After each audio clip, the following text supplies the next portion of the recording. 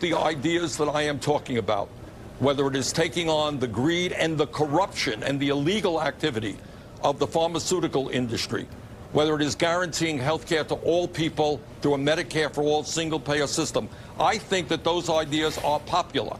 And I think once we rally the American people, which is what I intend to do as president, I'm going to run the presidency differently than anyone else.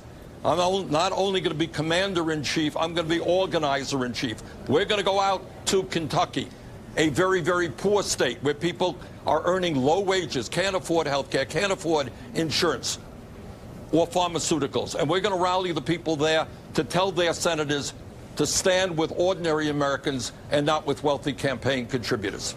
So there you have it from Bernie himself. He's not just going to be commander-in-chief when he's president, he's going to be organizer-in-chief. And I've said this on this channel, I'm not the only one, but I've been saying this for a long time, that Bernie Sanders is different from even other progressive presidential candidates. It's not just the policy. I mean, the policy might be the most important thing. But people often ask me, and they've asked others, what's the difference between Bernie Sanders and Elizabeth Warren? And this is one of the examples. If Elizabeth Warren wins this primary and becomes president, I will be extremely happy. She could be the most transformative president since the Second World War, and she would do some great things. But she would be, in an organizational sense, fairly conventional.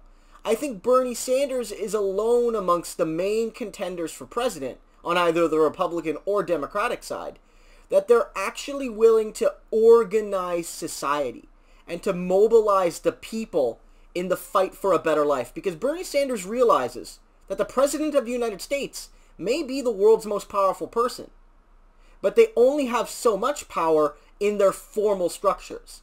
They're constrained by, the expectations of the office. They're constrained by the votes in Congress and in the Senate. They're restrained by the potentialities of a Supreme Court, especially if that Supreme Court is ideologically disposed against Bernie Sanders.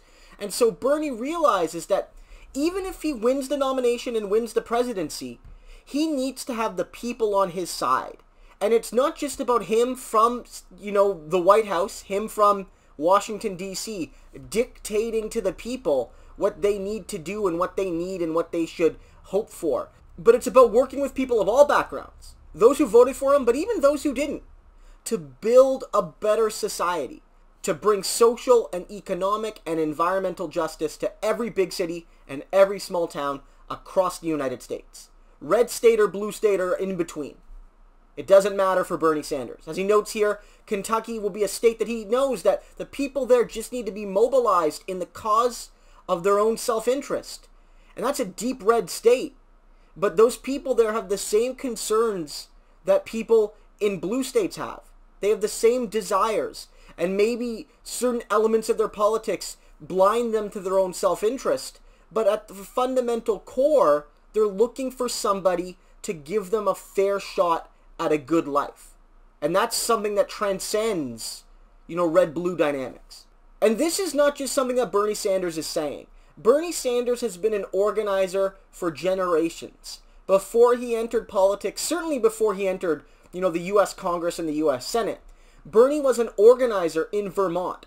Bernie organized against racial injustice in Chicago. And this is why his presidential campaign operates differently.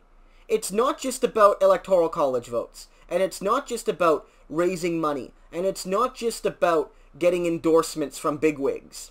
It's about actually building for long intergenerational change. This is why Bernie shares his lists to help unions and to help undocumented people and to help all those struggling for a better life. This is why Bernie, hops on a caravan to Windsor, Ontario, Canada to help some vulnerable people get the insulin they need to survive and help their family members survive. This is not just a guy who wants to be capital P president and live in the White House and have the marching bands and all the formalities. Bernie Sanders is a man who wants to transform the presidency and in so doing transform American society. That's why he's a special candidate, and that's why there's no one quite like him, even amongst other good candidates like Elizabeth Warren. And that's why, as it was in 2016, it's still Bernie.